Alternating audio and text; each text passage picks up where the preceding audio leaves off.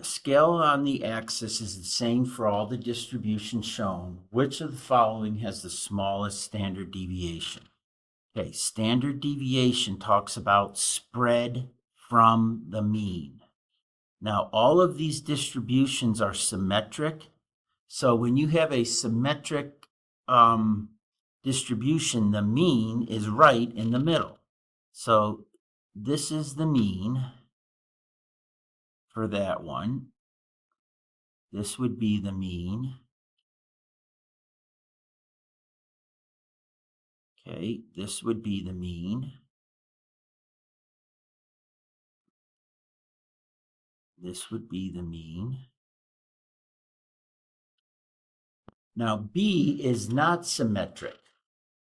So to get an idea of where the mean is in this one, this has got 15 dots in it.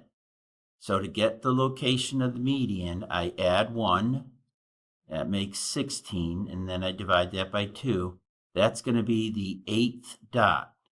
1, 2, 3, 4, 5, 6, 7, 8. So this is the median, and since it's skewed, the mean is going to be towards the skew. So the mean is going to be over this way someplace. It's going to be towards the skewed side. So in that one, I'm going to kind of estimate that's where the mean is. Now, what I'm looking for is the smallest standard deviation.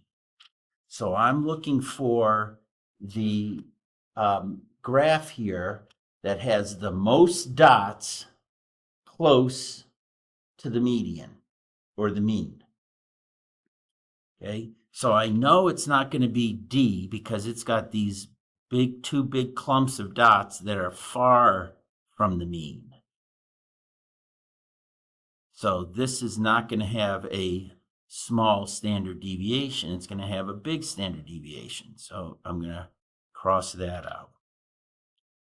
Okay, when I look at this one, it's going to have these big differences. So remember earlier when I talked about the standard deviation, you're taking this number and you're subtracting it from the mean.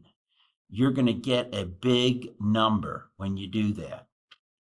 And then, so this distance is going to make the standard deviation bigger. This distance is going to make the standard deviation larger. So I know it can't be that one. So then I get down to these top 3 here. This one's got 1, 2, 3, 4, 5, 6 dots here, 6 dots there. Okay, so it's got 12 dots close to the center, but then it's got 6 more dots exactly on the mean. So this one has more dots that are close to the mean. It's got 6 that are exactly on it, and then it's got 6 that are just one space away. So that's going to be smaller than this one. This only has 1 dot on the mean, and then the remaining 7 dots, 1 space above, 7 dots, 1 space below, but it doesn't have as many dots that are on the mean. So this part A would have your smallest standard deviation.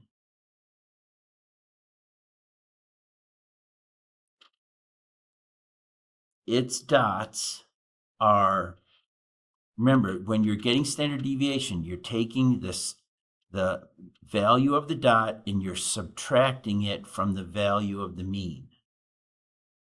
So when I subtract these dots that are right on the mean, I'm going to be getting zeros. So they're going to be contributing a lot less to the standard deviation.